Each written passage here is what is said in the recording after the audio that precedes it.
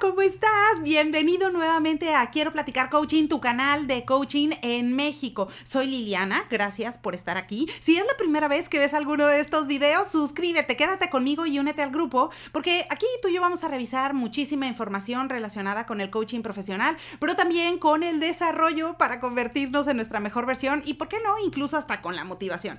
Así que, bueno, el día de hoy quiero dejar este video cortito para ti, para reflexionar juntos sobre quién deja la tarea en un proceso de coaching. Pero antes de revisar esa parte, me gustaría que tú y yo hagamos una reflexión sobre cuál es la importancia de las tareas en el coaching profesional. Y yo te diría que dejar una tarea es súper importante, porque acuérdate que un proceso de coaching se compone de 2 o más sesiones de coaching, con una frecuencia que puede ser cada 3 días o cada semana o incluso cada 2 semanas. Más lejos no es una frecuencia que te recomiendo, porque el cliente podría olvidar los temas tratados o incluso las tareas en cuestión que vamos a tratar.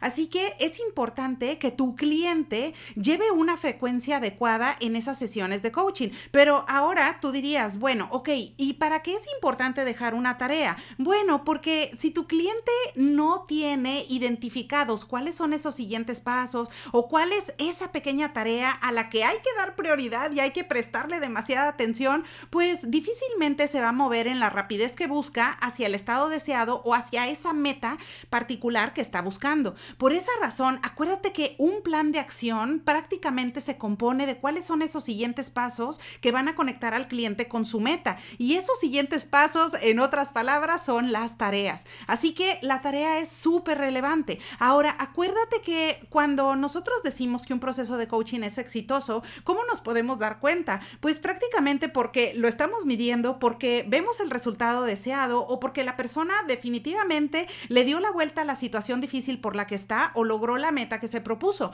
Pero también acuérdate que un proceso de coaching ayuda al cliente a modificar comportamientos, a modificar actitudes o ciertas habilidades para reforzarlas y ser una mejor persona a nivel personal y laboral. Por esa razón, en todo esto que te estoy hablando, entra en juego las tareas. Ahora tú dirás, bueno, y si es muy importante la tarea, pues ¿por qué a veces se dejan tareas y a veces no? ¿Quién determina eso? Bueno, pues a veces el cliente simplemente no identifica algún siguiente paso o simplemente por la premura o porque está enfocado en otras cosas en su vida cotidiana, no deja una tarea en particular. De manera que si tú estás llevando, por ejemplo, un proceso de coaching no directivo, probablemente esos casos van a ser comunes y hay que estar atentos para que si el cliente no establece una tarea específica para esos días en los que vuelve a tener su siguiente sesión de coaching, pues entonces tú le puedas dejar alguna actividad que creas que está perfectamente relacionada con los temas en los cuales han venido avanzando. Pero ahora, ¿quién establece la tarea en un proceso de coaching directivo? Pues lógicamente, casi siempre el liderazgo lo va a tener el coach en el proceso directivo por la sencilla razón de que regularmente es quien establece cuáles son los siguientes pasos, da las recomendaciones, establece juicio e incluso da consejo sobre hacia dónde debería dirigirse ese cliente.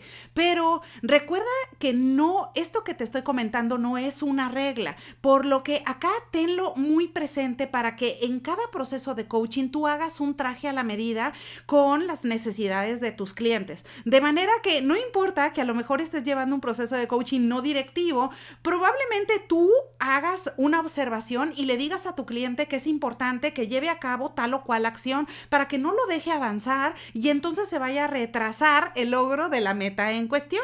Pero por otro lado, si estás llevando un proceso de coaching directivo, quizás también utilices preguntas poderosas como, por ejemplo, oye, ¿en qué te gustaría enfocarte en estos días que no nos vamos a ver? Oye, en base a lo que trabajamos el día de hoy, ¿qué te gustaría trabajar en la semana o en estos días en lo que tenemos nuestra siguiente sesión? Así que acuérdate, no es una regla que una una persona, tanto el cliente o el coach, establezcan la tarea en un proceso de coaching. Puedes utilizar las dos partes. Y por último, por supuesto que aquí también entra el tema de la motivación, porque las tareas van a ayudar bastante a que el cliente vea los resultados más rápidamente, a que más rápidamente se acerque a ese estado deseado o a esa meta que tanto ha estado buscando.